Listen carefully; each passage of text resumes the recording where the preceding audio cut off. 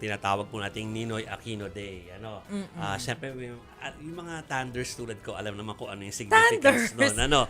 Pero dahil may mga viewers po tayo na mga kabataan. In fact, nagulat nga po ako kanina dahil may mga nagko-comment doon sa litrato sa NAIA. Yung NAIA kasi naglabas ng litrato kanina na nagkaroon ng marker doon. Ano? May marker naman talaga sa NAIA ever since that assassination happened noong 1986, noong 1980s. Yan po, ipinapakita. Pero ito nilagay na po sa harapan. No?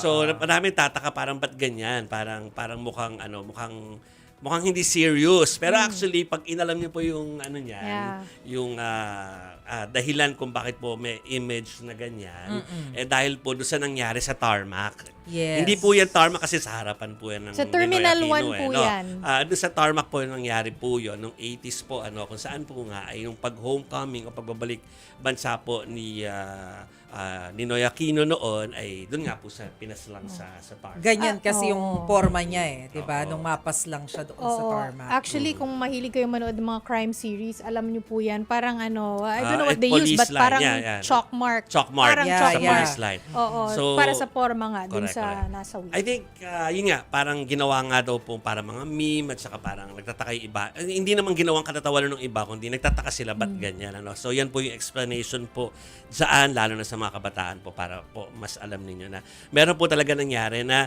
nakaapekto sa ating history nung 80s. Ano? Kahit anong pong kulay nyo, alam natin na importante po yung pangyayari na yan nung 80s kasi it led to, to changes. Yes.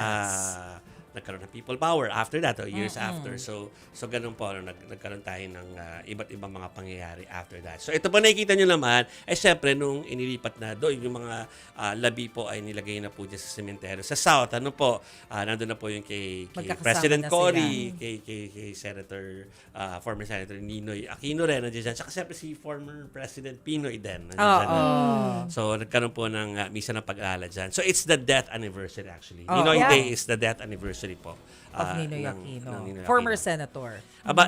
Maski ang Pangulo na naapektuhan itong historical event na ito noong 80s, ay naglabas ng kanyang statement. Nagbigay siya ng kanyang diba? statement through his Facebook account at ang sabi niya, the memory of Ninoy Aquino reminds us of the courage of Filipinos to stand by their convictions and contribute to our nation's democratic journey. Ninoy Aquino Day therefore invites us to acknowledge the past and draw from it the resolve needed to safeguard freedom, strengthen our institutions, and deepen national unity. Alam naman natin na nadadawit yung pangalan ng kanyang pamilya dahil sa pangyayaring ito. Alam mo, isa pang naalala ko ngayong araw na ito, si Mang Recto.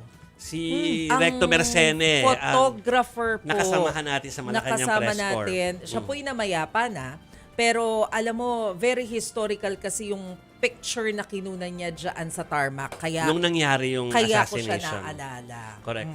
Recto, hindi ka namin makakalimutan. Makasaysayan ang larawan na kuha niya. So, alam natin na nagkaroon ng reaksyon ng Atom. Atom, hindi si Atom Araulio ha. Atom is August 21 movement po. Naging samahan na po ito o naging grupo po ito. Ay nagkaroon ng mensahe tungkol doon sa naging mensahe ng Pangulo sa araw na ito. So, ituhog na natin yung mensahe na yan ng Atom or August 21 movement, pati po yung reaksyon ng ilan sa mga kaanak po ng dating senador.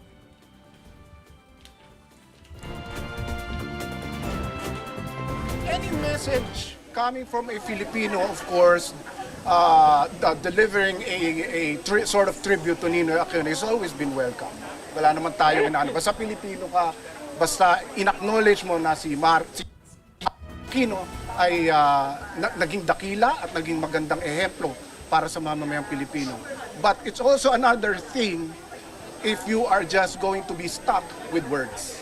You have to also show it in action. So those are the two different things. It's one thing to deliver a statement to Ninoy Aquino, paying tribute to him, but it's also another thing if you want to do it by action. I hope nobody forgets the sacrifice and what happened during martial law. Huwag natin kakalimutan. Research po, research. There's a lot of videos of Lolo on YouTube. You'll really get to know him as a person. Research po talaga on with reliable sources. So thank you for being a good dad to my mom and to my titas, of course, and to my tito Nay. Thank you so much for loving us. Okay. So, yung Ang naunang napanood. nagsalita ay ang Pangulo ng Samahang Atom, Volt Bohol.